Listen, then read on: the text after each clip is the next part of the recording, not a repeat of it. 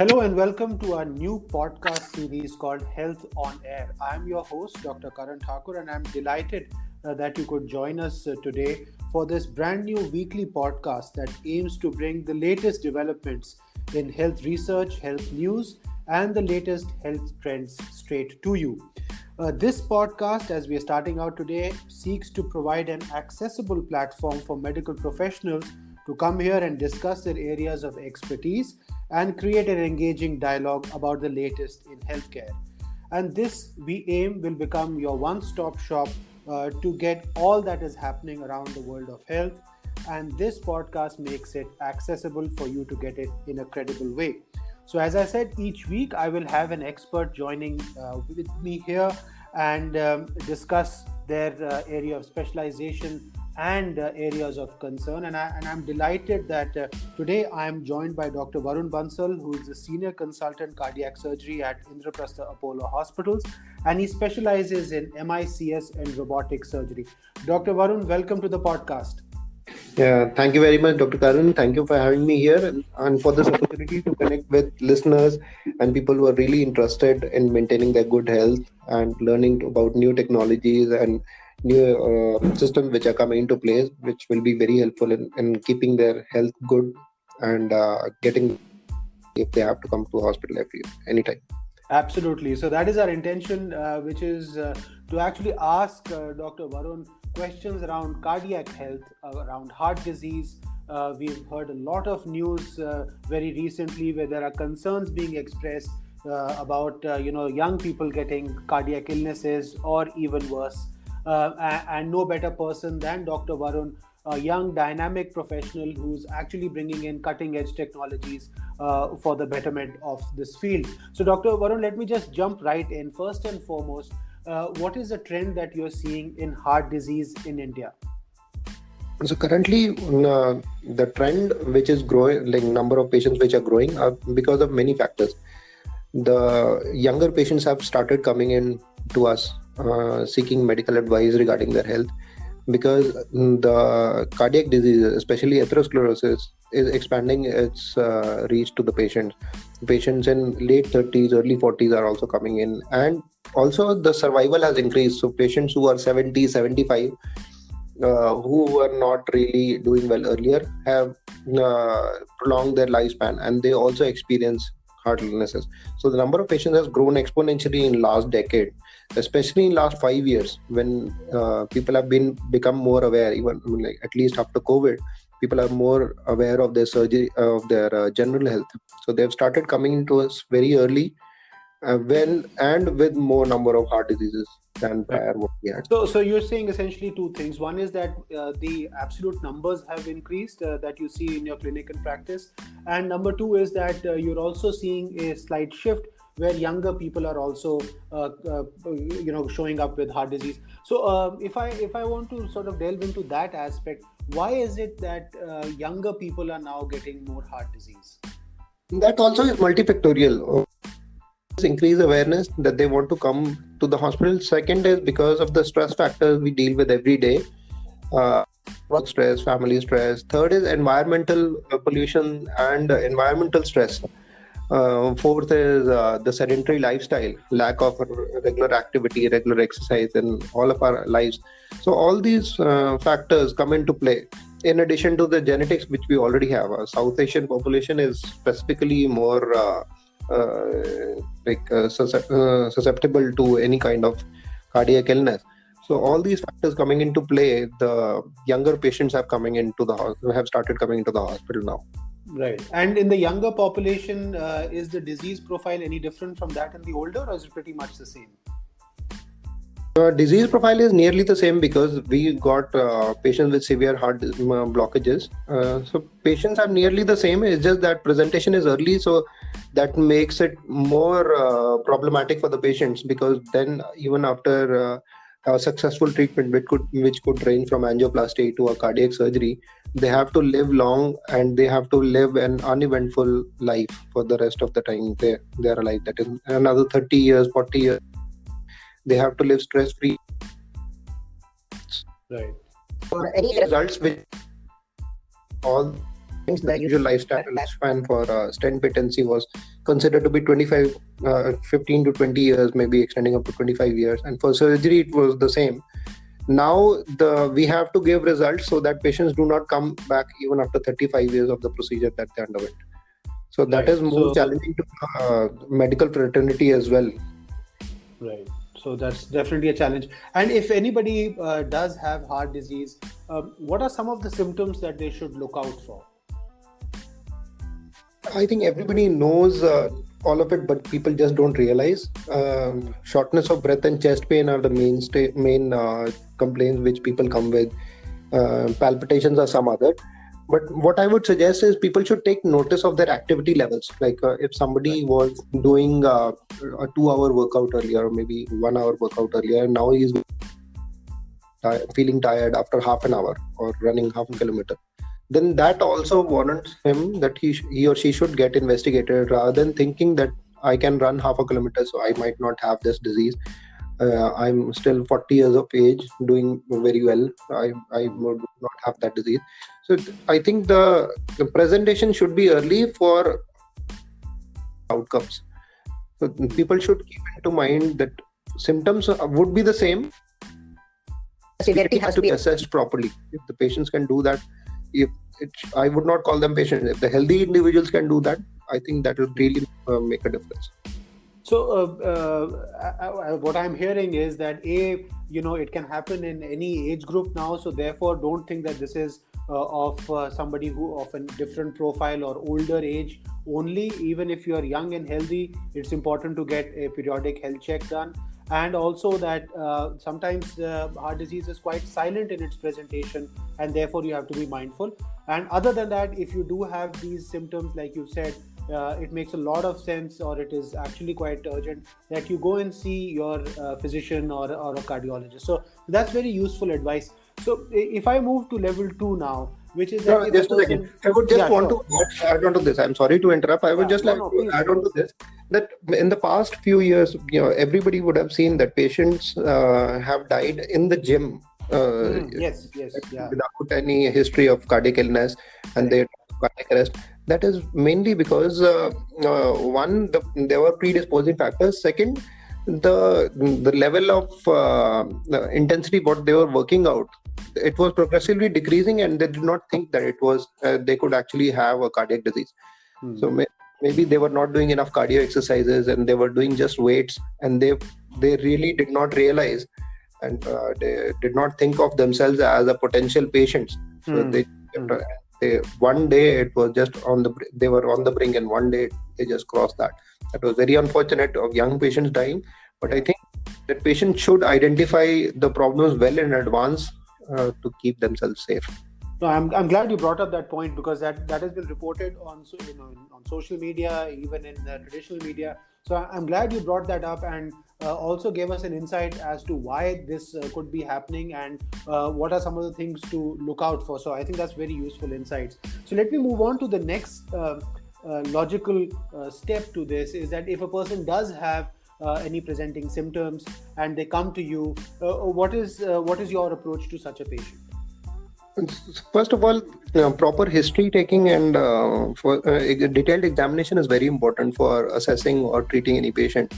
So we really have to ask the patient each and every detail, including his health, her health, and their family history, whether their parents had any problem. And then examination findings: what is their body mass index, how they have been living for the last many years, whether they are doing any physical activity or not. And then next step is guiding them to get investigated, which could be blood investigations, which could be echocardiography, ECG, chest X-ray. There's multiple investigations which guide us towards one diagnosis.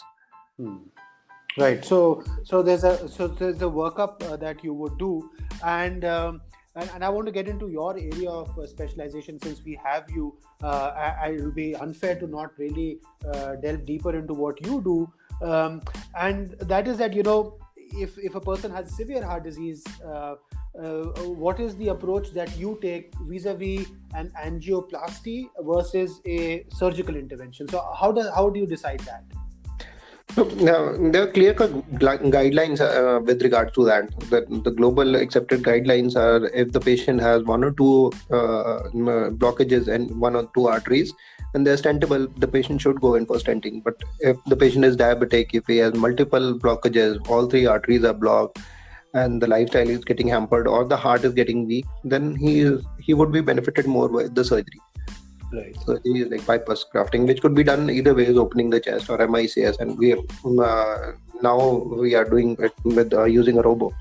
Right. So yeah, so what I'm hearing is that depends on the nature and advancement of your disease, and also other sort of profiles of the patient themselves for you to decide. Now, if you do decide that a person needs heart surgery, we've all heard about heart bypass surgery, but could you just tell our listeners what exactly is a heart bypass surgery? in a language which everybody understands, let's talk about a street in our city which gets congested because of multiple parkings on the side and multiple vehicles on the road. So what the government thinks of is creating a new road around that. That is called a bypass road. The similar thing is done in heart vessels. If there's too much blockage, enough blood is not supplied by the main artery, which is innate artery of the heart. So we create a new vessel around that using own arteries from the chest and sometimes from the arm as well. Usually, earlier it was also done using veins, but long-term results have shown lower patency rate with the veins which were taken from the legs. So these days we are using most of the arteries from the chest only. They have the best long-term outcomes. Right. And usually there used to be a very long-term sort of recuperation that was required post a CABG or a bypass. Why was that? That was part of it, because earlier the only procedure which was defined was opening the chest from center, cutting open the chest bone, operating on the heart, putting the heart on a heart-lung machine, putting it to a standstill, then operating over it. Gradually, the technology and surgical skill advanced to beating heart surgery, which came in 90s. And now for the last 10-15 years, although the robotic surgery came into picture in late 90s, 96 and 99, but it was not widely practiced because of the learning curve. Right. So for the last 10 years, we have been doing this robotic surgery where we don't need to open the chest. We just make tiny holes of around 8 millimeters diameter in between the ribs, go inside the chest. The robo gives us access to that. It magnifies the vision. There's a camera which goes inside. The arms of the robo have 360-degree rotation, and they can really give us access to the parts which we do not get even while seeing through a naked eye. Right. So that is relatively painless. We don't cut open the bone. We just make a 5 or 6 centimeter tiny incision on the left side of the chest, go in and do the same procedure which can be done through open as well. But the patient really benefits because, one, there's no bone cutting, so there's no bone healing is not required. Second, there's less chances of bleeding. And any kind of bone healing usually takes around 6 to 8 weeks. All of us know that, like 1.5 months of plaster if we have a limb injury. So it's 6 weeks of bone healing, which is not required. So the patient really go back to the work and active life within 2 weeks of robotic cardiac surgery. Oh, really? So what I'm hearing is this evolution that has happened. Today, for many of our listeners, this might just come as a surprise. We're actually using a robot to do a bypass surgery now. The robot does not do it itself. As of now, It's not artificial intelligence. It's controlled by the surgeons who are trained as robotic cardiac surgeons. So we are trained with using the robot. We spend many hours, many days, and I've been trying to learn this for many years, and now we have started performing as well. We recently presented our data in an international conference of 250 patients, and the results are matching of any surgeons, whether it's being done in US or Europe. So the results in India, we are matching those results. Well, congratulations on that body of work that you presented. 250 cases is a big cohort that you've got. So basically, you're saying the interventions that you're doing in your center is equivalent to that in anywhere else in the world. So where all can a patient seek this intervention? So there are not many centers as of now which are offering robotic cardiac surgery, although the interest is flaring up. But we have a successful program running in Apollo hospitals. Unfortunately, it's in Apollo Chennai, Bangalore, and Delhi. Right. So all three places, patients are regularly coming in. We are getting a lot of patients, and sometimes it gets difficult to convince a patient to not ask for robotic surgery, because now it is happening that patients listen from somebody, some of their relatives who have undergone a robotic cardiac surgery. They come to us looking for that. But sometimes the patient who has excessive lung disease, the heart is very weak, those people are, we choose our patients very carefully. So those people are not a candidate for robotic cardiac surgery as of now. Maybe in near future, we'll develop techniques and tricks to operate on them as well. Right. But those are the patients who we do not really choose to operate with the robotic techniques, because we put the patient safety the prime importance. We don't want to compromise on the safety and the long-term outcomes, even though we want to do robotics for each and every patient. Right. So as I'm hearing, you're basically looking at more and more patients to offer robotic surgery to because of its advantages that you've listed out. But are there any downsides to this approach rather than the traditional approach? The downsides are none, because the surgery is just the same. The downsides are the cost which is incurred in doing this, because robo itself and the consumable itself cost a lot.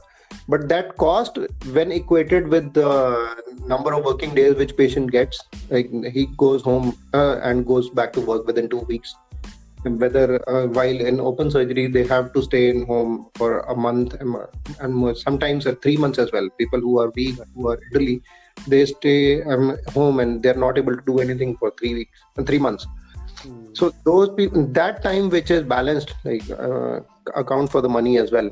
Because patients who are less than 60 years of age, who are breadwinners, if they can join back work in 2 weeks versus 2 months, so 1.5 months of work also must equate to some money, isn't it? Right. And what about the safety profile of the entire procedure? What has your reflections been on, say, the 250 cases that you presented?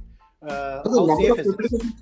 Number of complications are really low. One, because there is no bone cutting, so there is less chance of bleeding, less chance of infection, and shorter stay in the hospital. So all this decreases the number and percentage of complications on the whole. If the patient stays in ICU for 1 day versus 3 days, and in hospital for 3 days versus 7 days, so that itself brings down the complication rate. Right. So if any person is actually thinking about getting or has been diagnosed with severe heart disease and that does require cardiac surgery, you would say that they should get an assessment done for the newer approaches now that are available. Definitely. I think it should be offered to each and every person, and whosoever is not a candidate, we should be offered open rather than offering open and then selecting patients. We should offer the newer techniques and advantages of the same to each and every patient who can get it. Right. And if you were to look at how this field is evolving, do you think that in the coming few years there will be further advancements which will make this more accessible to more people? How do you see this evolving? It would definitely, because the number of people who get it, and more companies are open to develop robots. There are many other robots which are being developed, and as per scale of economy, when the more number of people get it, more surgeons start doing it, the cost is bound to come down. Right. And what advice would you give? We're at the end of this year. There's a new year that beckons us. A lot of people are making resolutions, and a lot of people are actually becoming more health conscious. What is the advice that you have for our listeners for this new year about cardiac health and overall health? One is, patients should not put their health to number 2 or a backseat. The health should be priority for each and every one of us. Not just doctors, not just people who work in and around the hospital. Each and every one of us should make the health priority, not just work or stress factors. Second, we should not hesitate to consult any healthcare facility, any doctor, or reach out to the hospital in case we feel any problem. We should not wait for problems to increase and then approach. Ideally, the health checks and all the interventions should start when people have not really developed sickness. when they are sick, everybody is there to help, but that is very late. People come in very late. People that there could be something Right. which could have.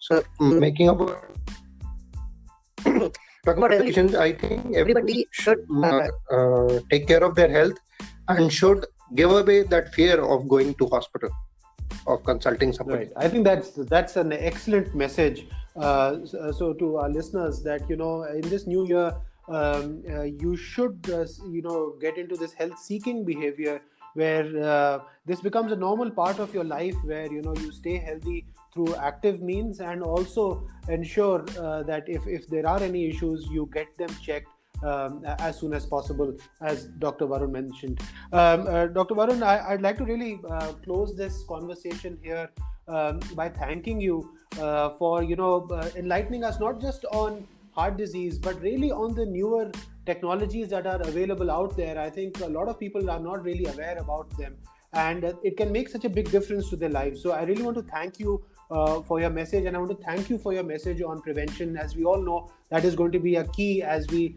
take on this battle of heart disease in the years ahead. Any parting message for our listeners? First of all, I would like to thank you again for letting me be here. It's really a pleasure speaking to a person who really understands and who's trying to convey this message to people on the whole. Second, for a message to listeners, is just that stay healthy, and in case you feel that there's something going on, or even if you don't feel, you want any advice, you need any information, please feel free to contact any of us, or maybe your physician, or come to Apollo Hospital. There's preventive health checkup systems in each and every hospital. There are people to guide, not just when you get sick, but when you are healthy, to keep that health well. Thank you, Dr. Varun. That was Dr. Varun Bansal, Senior Consultant Cardiac Surgery at Indraprastha Apollo Hospitals. You can reach out to him by sending us a DM, reaching out to our hospital helplines, or whichever way you find convenient, online, offline. We'd be happy to connect you with Dr. Varun if you do want to get to know more about MICS and robotic surgery. But with that, we draw this first inaugural episode to a close. Thank you once again to Dr. Varun Bansal for joining us today. And as I said, our health is our collective journey, and we'd like to offer the best information that is out there to keep you healthy.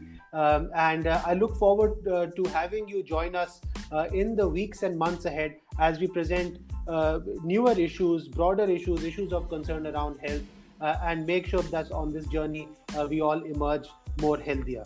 Thank you for listening in. Till next week, stay happy and healthy. Thank you, everyone. Thank you, Dr.